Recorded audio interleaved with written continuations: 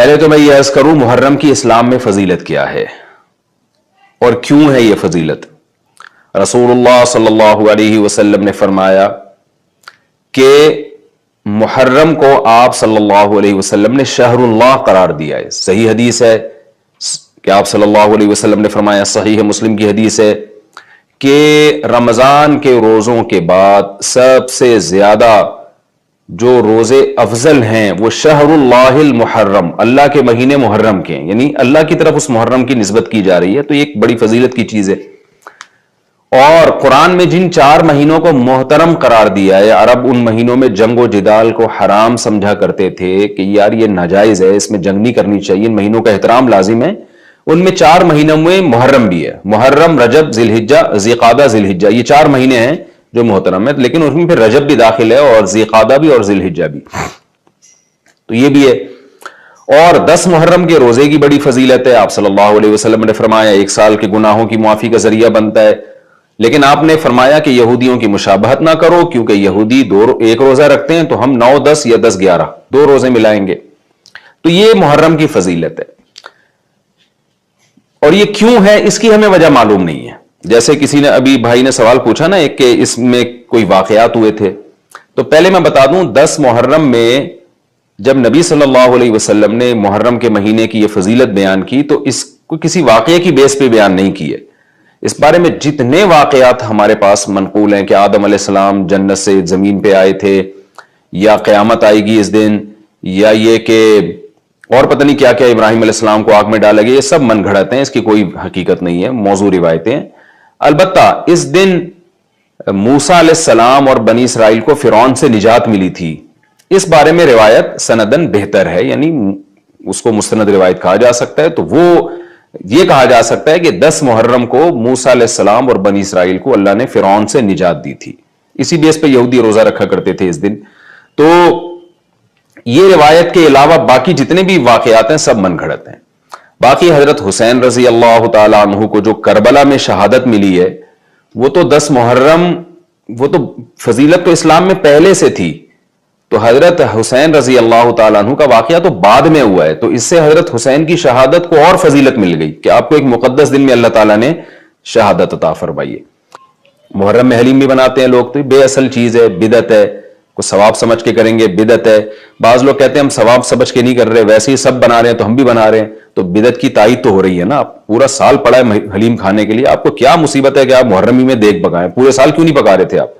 تو جب ایک رسم معاشرے میں غلط رسم پھیل جاتی ہے تو اس کا بائیکاٹ کرنا چاہیے، تو آپ نہ بنائیں، کسی اور مہینے میں بنا لیں آپ۔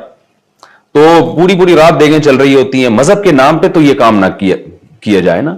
اور جو لوگ کہتے ہیں مذہب کے نام پہ نہیں کر رہے، ہم تو ویسے ہی انٹرٹینمنٹ کر رہے ہیں، تو یار کسی اور دن کر لو بھائی، تم پورا سال پڑا ہوا ہے نا، ہم نے کب کہا ہے کہ آپ دیگیں نہ پکائیں؟ آپ پکائیں، پوری رات گھوٹے لگائیں اس میں، کسی اور دن کر لیں آپ۔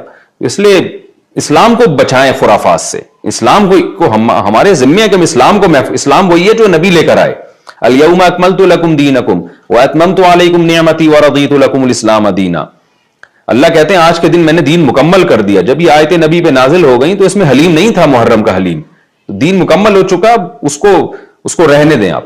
اور پھر وہی ہے کہ جب آپ روزہ رکھیں گے تو حلیم کھائیں گے کس وقت؟ رات کو آپ کھائیں گے تو رات کو تو ویسے ہی کم کھانا چاہیے، سونے کے لیے اللہ نے رات بنائی ہے، کھانے پینے کے لیے تھوڑی بنائی ہے رات، دن میں آپ نے روزہ رکھنا ہے، تو وہ یہ روزے سے بھی میچ نہیں کر رہا یہ جو حلیم ہے نا۔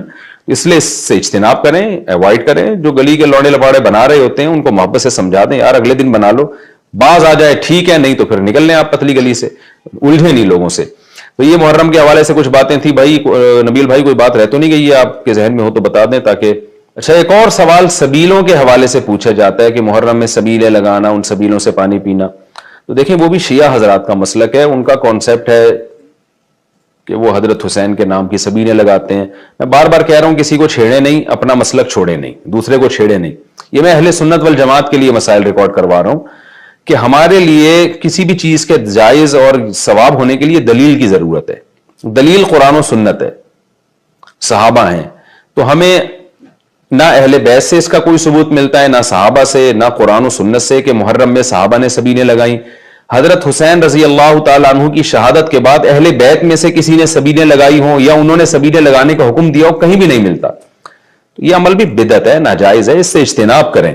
اور ایک عجیب بات ہے، کبھی آپ اس کو غم کا مہینہ کہتے ہیں اور کالے کپڑے پہنتے ہیں اور سبینے لگا کے لوگوں کو شربت پلا رہے ہیں، تو یہ تو خوشی کے موقع پہ ہوتا ہے نا، خوشی کے موقع پہ کھلایا پلایا جاتا ہے، تو یہ ایک کنفیوژن ہے کہ یہ خوشی منا رہے ہیں کہ غم منا رہے ہیں. تو کھلانا پلانا خوشیوں کے موقع پہ ہوتا ہے، تو اس لیے آپ ان چیزوں سے اجتناب کریں، نہ سبیل لگائیں، نہ اس پہ کھڑے ہو کر پانی پیئیں. جو لگا کے بیٹھا وہ اس کو چھیڑے نہیں، آپ تنگ نہ کریں، وہ اس کا مسلک ہے، اس کو چھوڑ دیں. دنیا میں بہت سارے فرقے ہیں، کس کس کو آپ قابو میں کریں گے؟ ملک میں انارکی پھیلتی ہے، ملک میں فسادات ہوتے ہیں.